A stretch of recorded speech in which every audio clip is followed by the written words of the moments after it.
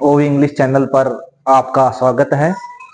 राजस्थान के किसानों के प्रमुख वक्ताओं में जब हम जिसमें विजय सिंह पथिक, माणिक्यलाल वर्मा जी की अब तक बात की, आज हम ठाकुर देशराज के बारे में अध्ययन करेंगे।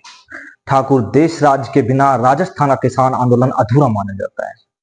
ठाकुर देशराज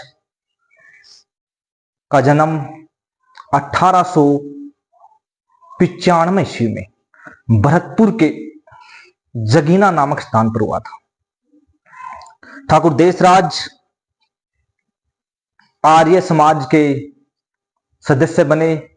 आर्य समाज के सदस्य बनने के बाद वो किसान आंदोलन से जुड़ गए और किसानों की दुर्दशा के बारे में उन्हें पता चला।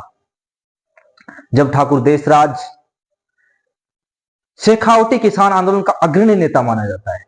ठाकुर देशराज शेखावटी किसान आंदोलन के नहीं बल्कि भरतपुर रियासत, जयपुर रियासत, जोधपुर रियासत, बीकानेर रियासत, लोहारू रियासत और ग्वालियर रियासत में भी किसान आंदोलन का नेतृत्व किया था। ठाकुर देशराज ने 1929 में भरतपुर प्रजा परिषद के संगठन मंत्री बनाए गए। आपको अगर क्वेश्चन पूछा जाए कि भरतपुर प्रजा संघ का संगठन मंत्री कौन था, तो ठाकुर देशराज था। ठाकुर देशराज का मूल नाम घासीराम था। ये जाट परिवार से बिलोंग करते थे, भरतपुर के जाट परिवार से बिलोंग करते थे। ठाकुर देशराज ने असहयोग आंदोलन जो 1920 में हुआ था उसमें भी भाग लिया था। ठाकुर देशराज ने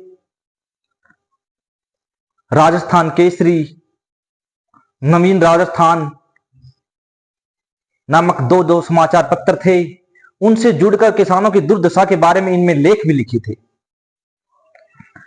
ठाकुर देशराज ने 1931 में दिल्ली में राजस्थान जाट क्षेत्रीय सभा की स्थापना की। ठाकुर देशराज ने 1931 में ठाकुर देशराज ने 3 कार्य किए। अगर हम पहले कार्य की बात करें तो 1931 में ठाकुर देशराज ने दिल्ली में राजस्थान जाट क्षेत्रीय सभा की स्थापना की और 1931 में ही जाट शेखावटी किसान जाट सभा की स्थापना की। 1931 में ही राजस्थान संदेश नामक अखबार के संपादक बने और आगरा से निकलने वाला जाट वीर नामक समाचार पत्र के सह संपादक बने। 20 जनवरी से लेकर 29 जनवरी 1934 में पलथाना सिक्कर में जाट प्रजापति महायज्ञ का आयोजन किया गया, जिसमें ठाकुर देशराज ने बढ़ चढ़कर भाग लिया। वहां के ठाकुर शेखावटी के ठाकुर कल्याणमल व ठाकुर देशराज के बीच में विवाद भी हुआ था, लेकिन अंत में वो यज्ञ संपन्न हो गया, जिसमें हजारों की संख्याओं में किसानों ने भाग लिया। राजस्थान के नहीं, मध्य प्रदेश के भी किसान, हरियाणा के भी किसानों ने इसमें भाग लिया और राजस्थान के अधिकतर सभी रियासतों के किसानों ने उस जाट प्रजापति महायज्ञ में भाग लिया। कि पूछा जाता है कि जाट प्रजापति महायज्ञ कब हुआ था, तो 1934 में हुआ था, पलथाना सिक्कर में। ये क्वेश्चन कई बार आरपीएससी में पूछा गया है। ठाकुर देशराज ने अगर हम बात करें तो 1938 में स्थापित भरतपुर प्रजामंडल, जिसकी स्थापना किशनलाल जोशी ने की थी, उसके सह संस्थापक थे ठाकुर देशराज। उनका उपनाम था ये ठाकुर देशराज, उनका वास्तविक नाम घासीराम था। 1938 में जब भरतपुर प्रजामंडल की स्थापना की गई तो किशनलाल जोशी और ठाकुर देशराज उसके सह संस्थापक थे, किशनलाल जोशी के साथ मिलकर की, और उसके उपाध्यक्ष भी बने। अगर पूछा जाए कि भरतपुर प्रजामंडल के उपाध्यक्ष कौन बने, तो ठाकुर देशराज भरतपुर प्रजामंडल के उपाध्यक्ष बने। 1930 में सविनय अवज्ञा आंदोलन में भी उन्होंने भाग लिया। 1939 में ठाकुर देशराज को जब भरतपुर में सत्याग्रह आंदोलन चल रहा था 1939 में,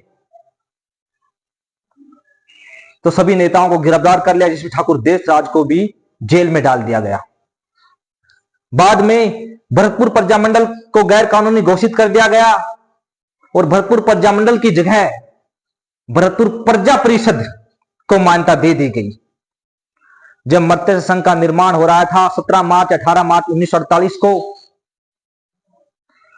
तो उसका उद्घाटन समारोह लोहागढ़ दुर्ग जो है अभेद दुर्ग है, जिसे अंग्रेज में नहीं जीत सके, भरतपुर का,